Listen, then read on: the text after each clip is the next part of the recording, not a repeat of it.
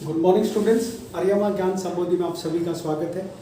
आज की इस ज्ञान संबोधि में हम हिंदी कहानी के उद्भव और विकास पर चर्चा करेंगे। जैसा कि स्टूडेंट्स आपको पता है, हिंदी का इतिहास उतना ही पुराना है जितना मनुष्य का इतिहास। दादी नानी की कहानियाँ आप लोगों ने सुनी हैं, हमारे ऋग्वेद के अंदर कहानियाँ मिलती हैं, हमारे पुराण कहानियों से भरे पड़े हैं, पंचतंत्र की कहानियाँ आपने सुनी हैं, जातक कथाओं में कहानियाँ भरी पड़ी हैं, जैन साहित्य बौद्ध साहित्य में कहानियाँ भरी पड़ी हैं। तो कहानियों का एक लंबा इतिहास है। लेकिन यदि हम आधुनिक हिंदी कहानी की बात करते हैं, जिसका हम साहित्यिक दृष्टि से मूल्यांकन करते हैं, तो वो आप समझ सकते हैं कि एक प्रकार से जो है 18वीं शताब्दी के समय की ही देन है, क्योंकि अंग्रेजी साहित्य का प्रभाव बांग्ला साहित्य पर पड़ा। फिर बांग्ला साहित्य ने इस कहानी प्रभाव को ग्रहण किया और फिर बांग्ला साहित्य से वो कहानी प्रभाव उपन्यासों की भांति हिंदी में भी देखने को मिलता है, क्योंकि यूरोप के अंदर ही कहानी कला और उपन्यास का एक प्रकार से विकास हुआ था। हालांकि हमारा कहानी का इतिहास काफ़ी लंबा है और वो अपने आप में बहुत समृद्ध कहानियाँ हैं। हितोपदेश में बहुत सारी कहानियाँ हैं, नैतिकता की कहानियाँ हैं, सदाचार की कहानियाँ हैं। लेकिन हम हिंदी में जो साहित्यिक दृष्टि से जिन कहानियों की बात करते हैं, वो 18वीं शताब्दी के अंत की ही कहानियाँ हैं। तो यूरोप से जो है हिंदी कहानी की एक परंपरा चली, बांग्ला साहित्य ने उसको ग्रहण किया और फिर बांग्ला साहित्य से उस हवा को, हिंदी कहानी की हवा को जो है हिंदी के साहित्यकारों ने ग्रहण किया और फिर हिंदी में भी एक कहानी की परंपरा चल पड़ी। तो मैंने कुछ बिंदु तैयार किए हैं, इन बिंदुओं पर ही हम अपनी चर्चा को केंद्रित रखेंगे। अनादिकाल से ही मानव किसी न किसी रूप में कहानी कहता आया है। मानव जितना ही प्राचीन इतिहास कहानियों का है। जैसा कि मैं आपको बता चुका हूँ, भारत के ऋग्वेद, पुराण, उपनिषद, जैन साहित्य, बौद्ध साहित्य, जातक, पंचतंत्र आदि अनेक कहानियों से भरे पड़े हैं। इनमें अनेक नैतिकता, सदाचार, ज्ञानोपदेश कहानियाँ हैं। आधुनिक हिंदी कहानी का स्वरूप अंग्रेजी तथा उससे प्रभावित बांग्ला साहित्य के अनुकरण का ही परिणाम है। जैसा कि उपन्यास पर प्रभाव पड़ा, ठीक वही अंग्रेजियत का प्रभाव जो है कहानी पर भी पड़ा। बांग्ला ने पहले उसे ग्रहण किया और फिर बांग्ला से उस प्रभाव को हिंदी ने ग्रहण किया। हिंदी की प्रथम कहानियों की यदि हम चर्चा करते हैं तो उसमें कौन सी पहली प्रथम कहानी है, इसको लेकर के काफ़ी मतभेद है। उसमें कई कहानियाँ जो है इस लाइन में हैं, तो मैंने उन सभी कहानियों को लिखा है कि हिंदी की जो प्राथमिक कहानियाँ, प्रारंभिक कहानियाँ थी, उनमें कौन कौन सी कहानियाँ थी। हिंदी की प्रथम कहानियों में हम निम्न कहानियों की चर्चा करते हैं। एक तो इंशाअल्लाह खान की रानी केतकी की कहानी है, शिव प्रसाद सितारे हिंद की राजा भोज का सपना कहानी है, रामचंद्र शुक्ल की 11 वर्ष का समय कहानी है, किशोरीलाल गोस्वामी की इंदुमती कहानी है और बंग महिला की दुलाई वाली कहानियाँ। ये हिंदी की प्रारंभिक कहानियाँ हैं जिनके बारे में काफ़ी मतभेद है कि इनमें से किस कहानी को हिंदी की पहली कहानी माने।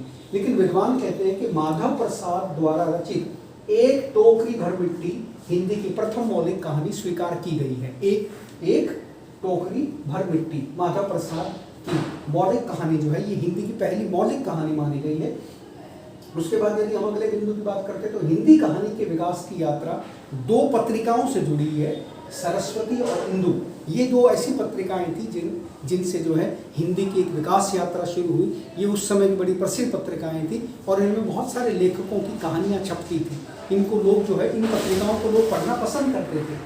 1907 में बंग महिला की दुलाई वाली कहानी छपी। 1909 में वृंदावन लाल वर्मा की राखी बंद भाई कहानी छपी। इंदु नामक पत्रिका के माध्यम से जयशंकर प्रसाद जी ने हिंदी कथा साहित्य में एक प्रकार से शुरुआत की। उन्होंने पहला कदम रखा। प्रसाद की ग्राम कहानी 1910 में तथा रसिया बालम कहानी 1912 में इसी इंदु नामक पत्रिका में छपी थी। तो जैसा कि आपको पता है, ये 2 बड़ी महत्वपूर्ण पत्रिकाएं थी, सरस्वती और इंदु पत्रिका। सरस्वती का संपादन आचार्य महावीर प्रसाद द्विवेदी ने 1933 से लेकर के 1920 तक लगातार 17 वर्षों तक सरस्वती पत्रिका का संपादन किया था। इसमें अनेक कहानीकारों की कहानियाँ छपती थी। ठीक उसी प्रकार से जो है इंदु पत्रिका भी काफ़ी प्रचलित रही है।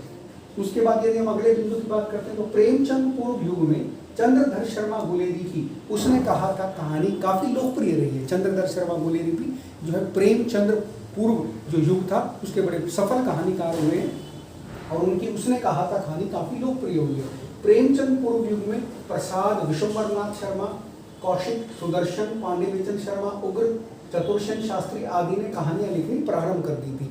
यदि हम प्रेमचंद पूर्व युग की बात करें तो उसमें जयशंकर प्रसाद हालांकि प्रेमचंद युग में ही आते हैं, लेकिन उन्होंने प्रेमचंद युग शुरू होने से पहले ही कहानियाँ लिखनी शुरू कर दी थी। ठीक उसी प्रकार से विशंबरनाथ शर्मा कौशिक ने भी, पांडे बेचन शर्मा ओगर ने भी, चतुर्सेन शास्त्री ने भी, ये इन सब ने जो है प्रेमचंद पूर्व युग में भी कहानियाँ लिखी और प्रेमचंद के युग में भी कहानियाँ लिखी। कहानी के स्वरूप और गठन को प्रेमचंद युग में विशेष सफलता प्राप्त हुई। प्रेमचंद की प्रथम कहानी पंच परमेश्वर मानी जाती है। जैसा कि आपको पता है, हिंदी साहित्य में प्रेमचंद का पदार्पण चाहे वो उपन्यास के क्षेत्र में था, चाहे वो कहानी के क्षेत्र में था, अपने आप में एक बहुत बड़ा कदम था, बहुत बड़ी क्रांति थी। और मुंशी प्रेमचंद जो है एक कथाकार के रूप में उभरे। उनको जो है कथा सम्राट कहा गया, उनको उपन्यास सम्राट कहा गया, उनको जो है आम आदमी का एक प्रकार से उनको जो है आम आदमी की आवाज़ कहा गया। तो यदि मुंशी प्रेमचंद की हम कहानियों की बात करते हैं तो उसमें उनकी प्रथम कहानी जो है पंच परमेश्वर मानी जाती है। उसके बाद प्रेमचंद युग में वर्णनात्मक, आत्मकथात्मक, प्रतीकात्मक और भावात्मक कहानियाँ ज़्यादा लिखी गई। इसमें जो है हिंदी में प्रेमचंद का आगमन वरदानशील हुआ और उन्होंने लगभग 300 के लगभग ऐसा माना जाता है मुंशी प्रेमचंद ने कहानियाँ लिखी हैं। और मानसरोवर उनकी कहानियों का बड़ा अच्छा एक संकलन है जिसके 8 भाग हैं। उसमें मुंशी प्रेमचंद की काफ़ी सारी कहानियाँ संकलित हैं। तो मुंशी प्रेमचंद अपने आप में कथाकार के रूप में हिंदी साहित्य के अंदर प्रतिष्ठित हुए। बहुत सारे लोगों ने उनसे प्रेरणा लेकर के जो है हिंदी कहानियाँ लिखनी शुरू की। उन्होंने बहुत सारे सामाजिक मुद्दों को उठाया, उन्होंने बहुत सारे भावात्मक मुद्दों को अपनी कहानियों में स्थान दिया। तो अपने आप में जो है प्रेमचंद का आगमन कहानी के क्षेत्र में बहुत बड़ी क्रांति थी। प्रेमचंद की कहानियों का संकलन, जैसा कि मैंने अभी आपको बताया, मानसरोवर और गुप्त धर्म, ये शीर्षकों से आपको इनकी कहानियों का संग्रह मिल जाएगा। उसमें इनकी 300 के आसपास कहानियाँ आपको देखने की मिलेंगी, जिसमें जीवन की आपको सार्थक अनुभूति मिलेगी। जीवन का यथार्थ वर्णन मुंशी प्रेमचंद की कहानियों में आपको देखने को मिलेगा। उसमें से कुछ कहानियाँ मैंने इसमें संकलित की हैं जो अक्सर परीक्षाओं में पूछी जाती हैं, और जो है इन पर काफ़ी सारे सीरियल्स भी बने हैं। पंच परमेश्वर, बड़े घर की बेटी, ठाकुर का कुआं, नमक का दरोगा और पूस की रात, ये मुंशी प्रेमचंद की प्रसिद्ध कहानी है। ठाकुर का कुआं, पूस की रात, बड़े घर की बेटी, गिल्ली डंडा, शतरंज के खिलाड़ी। ठीक है। उसके बाद यदि हम बात करते हैं तो मुंशी प्रेमचंद युग के जो दूसरे प्रसिद्ध कहानीकार हैं उसमें हम जयशंकर प्रसाद जी का नाम लेते हैं। और जयशंकर प्रसाद जी ने लगभग ऐसा माना जाता है 69 कहानियाँ लिखी हैं। तो जयशंकर प्रसाद जी जो है कवि के साथ साथ जो है वो बहुत अच्छे हिंदी के नाटककार भी हैं, और नाटककार के साथ साथ उन्होंने करीबन 69 कहानियाँ भी लिखी हैं। तो जयशंकर प्रसाद जी जो है मुंशी प्रेमचंद युग के दूसरे प्रमुख कहानीकार माने जाते हैं। यदि हम जयशंकर प्रसाद जी की प्रसिद्ध कहानियों की चर्चा करें तो उसमें आकाशदीप कहानी है, पुरस्कार है, गुंडा है। आकाशदीप कहानी, पुरस्कार, गुंडा, ये जो है जयशंकर प्रसाद जी की बड़ी प्रसिद्ध कहानियाँ हैं। उसके साथ साथ यदि हम बात करें कि मुंशी प्रेमचंद युग में और कौन से जो है प्रमुख कहानीकार हैं, तो उसमें विशंबरनाथ शर्मा कौशिक हैं जिनकी प्रसिद्ध कहानी है ताई, उनकी बड़ी प्रसिद्ध कहानी है, मनोवैज्ञानिक विश्लेषण पर आधारित है ये विशंबरनाथ शर्मा कौशिक जी की कहानी ताई। सुदर्शन भी जो है मुंशी प्रेमचंद युग के बड़े प्रसिद्ध कहानीकार हैं। वो पहले उर्दू में लिखते थे, बाद में प्रेमचंद के प्रभाव से उन्होंने हिंदी में लिखना शुरू कर दिया। जैसा कि आपको पता है मुंशी प्रेमचंद उर्दू में जो है नवाब राय के नाम से लिखते थे, तो उस समय उर्दू का प्रचलन था। तो सुदर्शन भी जो है मुंशी प्रेमचंद की भांति पहले उर्दू में लिखते थे, लेकिन जैसे ही मुंशी प्रेमचंद जी ने हिंदी में धनपत राय के नाम से लिखना शुरू किया, वास्तविक नाम उनका धनपत राय था लेकिन हिंदी में वो प्रेमचंद के नाम से लिखते थे। तो जब मुंशी प्रेमचंद जी ने हिंदी में प्रेमचंद के नाम से लिखना शुरू किया तो उनको प्रेरणा मान करके सुदर्शन जी ने भी जो है उर्दू से हिंदी में कहानियाँ लिखनी शुरू की। प्रेमचंद के बाद हिंदी में काफ़ी मनोवैज्ञानिक कहानियाँ लिखी गई। यदि हम प्रेमचंदोत्तर युग की बात करते हैं तो प्रेमचंद के बाद जो है हिंदी के अंदर मनोवैज्ञानिक कहानियाँ लिखी गई। इन मनोवैज्ञानिक कहानीकारों में जो प्रसिद्ध कहानीकार हैं उसमें जैनेन्द्र हैं, अज्ञेय है, इलाचंद्र जोशी है। ये जो है प्रेमचंदोत्तर काल के बड़े प्रमुख कहानीकार हैं। जैनेन्द्र की पाजेब, फांसी, वातायन, ये बड़ी प्रसिद्ध कहानी है। जैनेन्द्र जो एक मनोवैज्ञानिक, हिंदी के एक बड़े प्रसिद्ध मनोवैज्ञानिक कथाकार माने जाते हैं, उनकी प्रसिद्ध कहानियां हैं पाजेब, फांसी और वातायन। यदि हम बात करें दिवाली और होली, ये इलाचंद्र जोशी के प्रसिद्ध कहानी संग्रह हैं। दिवाली और होली, इलाचंद्र जोशी भी हिंदी के दूसरे प्रसिद्ध मनोवैज्ञानिक कथाकार हैं। अज्ञेय के प्रसिद्ध कहानी संग्रह विपथका, कोठरी की बात और शरणार्थी आदि हैं। अज्ञेय ने जो है कवि कर्म के साथ साथ उन्होंने उपन्यास भी लिखे और उन्होंने कहानियाँ भी लिखी। तो ये उनकी कहानियों के संग्रह हैं विपथका, कोठरी की बात और शरणार्थी, ये सच्चिदानंद, हीरानंद, वात्स्यायन, अज्ञेय के प्रसिद्ध कहानी संग्रह हैं जो प्रेमचंदोत्तर काल के प्रमुख कहानीकार हैं। सन 1950 तक आते आते हिंदी कहानी में कथ्य और शिल्प दृष्टि से नवीन प्रयोग होने लगे। हिंदी कहानी नई कहानी के नाम से प्रसिद्ध हो गई।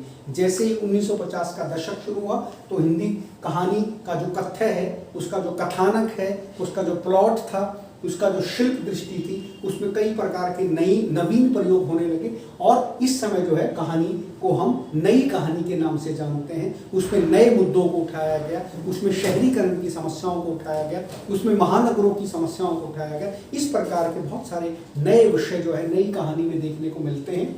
नई कहानी में भाव, बोध और भाव सौंदर्य के नए स्तर देखे जा सकते हैं, क्योंकि नई कहानी जो है नई संभावनाओं को लेकर के जन्मी थी। इन कहानियों में जो है महानगरीय जीवन की जो विषमताएं होती हैं, जो विसंगतियां होती हैं, उनको बहुत बड़े अच्छे तरीके से जो है मनोवैज्ञानिक तरीके से जो है इस काल के कथाकारों ने प्रस्तुत किया, जैसा कि मैंने आपको बताया भी था अभी।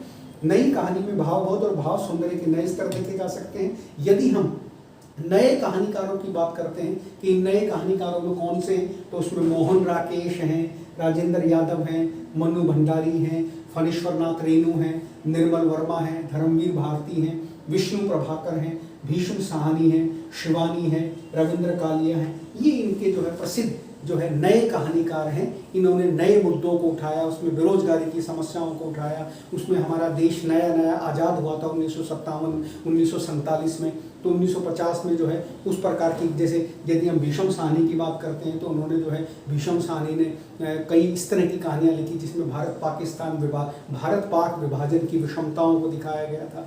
किस प्रकार से जो है शरणार्थी एक देश से दूसरे देश में गए थे तो उनको किन दिक्कतों का सामना करना पड़ा था। तो एकदम जो है इसमें महंगाई के बारे में दिखाया गया, इसमें बेरोजगारी के बारे में भी दिखाया गया, इसमें किसानों की समस्याओं के बारे में दिखाया गया। तो इस प्रकार से जितने भी हमारे सामाजिक भी मुद्दे थे तो वो सारे के सारे जो हैं एक प्रकार से नए कहानीकारों ने उन मुद्दों को उठाया। और खास तौर से नए कहानीकारों ने जो है नगरीय जीवन को, महानगरीय जीवन को जो है उसका जो विद्रूप, उसका जो रूप है, उस रूप को दिखाने का बड़ा भारी प्रयास किया है। महानगरीय जीवन में जो विसंगतियां देखी जाती हैं, उसमें जो है एक प्रकार का हमारा जो परिवारों के अंदर बिखराव देखने को मिलता है, वो महानगरीय जीवन का जो प्रभाव है, बिखराव है, वो नए कहानीकारों ने अपनी कहानियों में बहुत सफल तरीके से दिखाने का प्रयास किया है। फिर हम अगले दशक की बात करते हैं। 1960 के बाद हिंदी कहानी को अनेक नए नाम दिए जाने लगे। कुछ ने इसे कहानी, सचेतन कहानी, समानांतर कहानी, सक्रिय कहानी, समकालीन कहानी की संज्ञाएं दी। देखिए स्टूडेंट, जैसे जैसे समय बदलता है तो समय के साथ साथ जो है साहित्य की परिभाषाएं भी बदलती हैं। कहानी तो कहानी ही होती है, कहानी के अंदर भाव बहुत ही तो होता है। हमें एक लेखक, एक जो साहित्यकार होता है, कहानीकार होता है, वो अपनी भावनाओं को तो अभिव्यक्त करता है, लेकिन समय के साथ साथ जो है कहानियों के अंदर बदलाव होते हैं। उनका जो कथ्य होता है, उनका जो कथानक होता है, उसमें जो है परिस्थितियों के हिसाब से जो है उसमें बदलाव होते रहते हैं। तो 1960 के बाद जो है कहानी को एक तो अलग, कई प्रकार के अलग नाम दिए गए। किसी ने इसे कहानी कहा, किसी ने इसे सचेतन कहानी कहा, किसी ने इसे समानांतर कहानी कहा, किसी ने इसे सक्रिय कहानी कहा, किसी ने इसे समकालीन कहानी कहा। तो इस प्रकार से ये अलग अलग नाम दिए गए 1960 के बाद। और हिंदी के, यदि हम बात करें हिंदी के व्यंग कथा लेखन में, हरिशंकर प्रसाद और शरद जोशी और रविंद्र कालिया प्रमुख हैं। आज कहानी अत्यंत गतिशील साहित्यिक विधा मानी जाती है। यदि हम हिंदी के व्यंग कथा लेखकों की बात करें तो उसमें 3 लेखक बड़े प्रसिद्ध हैं, हरिशंकर प्रसाद, शरद जोशी और रविंद्र कालिया। इन्होंने जो है एक प्रकार से जो है व्यंग लेखन किया, कथाओं के माध्यम से जो है अनेक प्रकार के व्यंग प्रस्तुत किए। आधुनिक कहानी का मूल लक्ष्य मानव की विभिन्न विसंगतियों को समकालीन यथार्थ बोध के माध्यम से अभिव्यक्त करना है। यदि हम बात करें कि आधुनिक कहानी का मूल उद्देश्य क्या है, तो आधुनिक कहानी का जो मूल उद्देश्य है वो मानव की जो विभिन्न विसंगतियां हैं, जो मानव की विभिन्न विसंगतियां हैं, उनको समकालीन यथार्थ बोध के माध्यम से पाठकों के सामने प्रस्तुत करना ही इन कहानीकारों का उद्देश्य है। कि वर्तमान में किस प्रकार का यथार्थ बोध देखने को मिलता है, वर्तमान में किस प्रकार की परिस्थितियां देखने को मिलती हैं, उस वर्तमान के यथार्थ बोध को दिखाना ही इन कहानीकारों का उद्देश्य है। अतः हम कह सकते हैं कि वर्तमान हिंदी कहानी यथार्थ की प्रमाणिक अभिव्यक्ति है। आप देख रहे हैं इस समय वर्तमान के अंदर बहुत सारी ऐसी परिस्थितियां होती हैं जिनके माध्यम से जो है लेखक अपने आप को अभिव्यक्त करता है। समाज के अंदर बहुत सारी विसंगतियां देखने को मिलती हैं। समाज में रिश्वतखोरी की समस्या है, समाज में बेरोजगारी की समस्या है, समाज में कन्या भ्रूण हत्या की समस्या है, समाज में जो है कहीं ना कहीं लड़कियों को शिक्षा से दूर रखने की प्रथा है, कहीं ना कहीं जो है समाज में दहेज प्रथा की समस्या देखने को मिलती है, समाज में कहीं असमानता का व्यवहार देखने को मिलता है, कहीं महंगाई की समस्याएं हैं। तो हमारी जो रूटीन की समस्याएं होती हैं, दैनिक जीवन की हमारी जो समस्याएं होती हैं, उन्हीं को जो है आज का कथाकार अपना कथ्य बना करके अपनी कहानियों का कथानक बना करके उन्हें पाठकों के सामने प्रस्तुत करता है, ताकि एक यथार्थ बोध भी पाठकों तक पहुंच सके और वर्तमान में किस प्रकार का जो है जीवन है, किस प्रकार की समस्याएं हैं, किस प्रकार की विद्रूपताएं हैं, किस प्रकार की विसंगतियां हैं, उनसे भी जो है पाठकों को रूबरू करा सके। आज की हिंदी कहानी हिंदी गद्य विधा में सर्वाधिक लोकप्रिय है। लोगों के पास उपन्यास पढ़ने का समय नहीं है। यदि हम बात करें तो हिंदी की जो आधुनिक गद्य विधाएं हैं उसमें यदि सबसे ज़्यादा प्रभावित करने वाली कोई गद्य विधा है वर्तमान में, तो निस्संदेह हम उसको कहानी ही कहते हैं। क्योंकि जैसा कि आपको पता है उपन्यास गद्य विधा है, लेकिन उपन्यास काफ़ी बड़ा होता है, लोगों के पास इतना समय नहीं होता। उपन्यास कोई आधे घंटे में, 15 मिनट में या 1 घंटे में नहीं पढ़ा जा सकता। उसके लिए काफ़ी लंबा समय लगता है। 4-4, 5-5, 6-6 घंटे लगातार बैठ करके हम किसी उपन्यास को ख़त्म कर सकते हैं, समाप्त कर सकते हैं, उसकी भावना को समझ सकते हैं। लेकिन जैसा कि आपको पता है कहानी आराम से 20 मिनट में, 15 मिनट में, 25 मिनट में आराम से पढ़ी जा सकती है। उसके भाव बोध को आसानी से ग्रहण किया जा सकता है। तो इसलिए कहानियाँ पढ़ने का प्रचलन वर्तमान में काफ़ी बड़ा है। लोग उपन्यास से ऊब गए एक प्रकार से, और उपन्यासों के लिए उनके पास उपन्यास पढ़ने के लिए समय भी नहीं है। तो इसलिए कथाकारों के लिए एक बड़ा भारी चैलेंज हो गया है कि वो अपनी कथाओं के माध्यम से जीवन की जो विसंगतियां हैं उनको बहुत अच्छे तरीके से अभिव्यक्त करें, ताकि दर्शकों को कोई उपन्यास, कोई बहुत बड़ा इस तरह का व्याख्यान ना पढ़ना पड़े और उनको एक छोटी सी कहानी के माध्यम से एक समाज की विसंगति दर्शा दी जाए और उनको जो है समाज में किस प्रकार की समस्या हैं उन समस्याओं से उनको अवगत करा दिया जाए। और एक सफल और सजीव तरीके से जो है कथाकार इन सब मुद्दों को अपनी कहानियों के माध्यम से अभिव्यक्त करता है। इसलिए वर्तमान में लघु कथा का भी प्रचलन बड़ा भारी चलने लगा है। लघु कथाएं भी, और इस कहानी को और भी छोटा कर दिया गया है। बहुत थोड़े संक्षिप्त शब्दों में गागर में सागर भर के लघु कथा के माध्यम से भी लोगों को काफ़ी महत्वपूर्ण बातें बताई जाती हैं। प्रेरणादायक कहानियाँ सुना करके एक प्रकार से उनका मार्ग दर्शन किया जाता है, उनका पथ प्रदर्शन किया जाता है। तो स्टूडेंट्स, मैं समझता हूँ इस प्रकार ये कहानी के उद्भव और विकास की एक लंबी यात्रा है, जो पुराणों से चली है, जो वेदों से चली है, जो जैन साहित्य से चली है, बौद्ध साहित्य से चली है, जातकों से चली है, हितोपदेश संस्कृत के बहुत सारे ग्रंथों से ये कहानी की एक लंबी परंपरा चली है। लेकिन जब हम साहित्यिक दृष्टि से कहानी का मूल्यांकन करते हैं तो हम उसका जो है एक प्रकार से यूरोपीय और बांग्ला साहित्य के परिप्रेक्ष्य में ही हम हिंदी कहानी की चर्चा करते हैं, क्योंकि अंग्रेजी से कहानी का प्रभाव बांग्ला साहित्य ने ग्रहण किया और फिर बांग्ला साहित्य से कालांतर में धीरे धीरे यह प्रभाव हिंदी साहित्यकारों ने ग्रहण किया और इस प्रकार से हिंदी की एक लंबी श्रृंखला तैयार हो गई, कहानी की एक लंबी श्रृंखला तैयार हो गई, जिसमें ऐतिहासिक कहानियाँ लिखी गई, जिसमें मनोवैज्ञानिक कहानियाँ लिखी गई, जिसमें महानगरीय जीवन को दर्शाया गया, जिसमें आधुनिक यथार्थ बोध से संबंधित भाव अभिव्यक्त किए गए कथाकारों के माध्यम से। तो स्टूडेंट्स, मैं समझता हूँ इन संक्षिप्त बिंदुओं के माध्यम से मैंने आपको कहानी के उद्भव और विकास की यात्रा से रूबरू कराने का प्रयास किया है। आशा करता हूँ कि यह लेक्चर आपको बहुत अच्छे तरीके से समझ में आया होगा। अगले किसी वीडियो में मैं आपसे फिर रूबरू होता हूँ, तब तक के लिए धन्यवाद।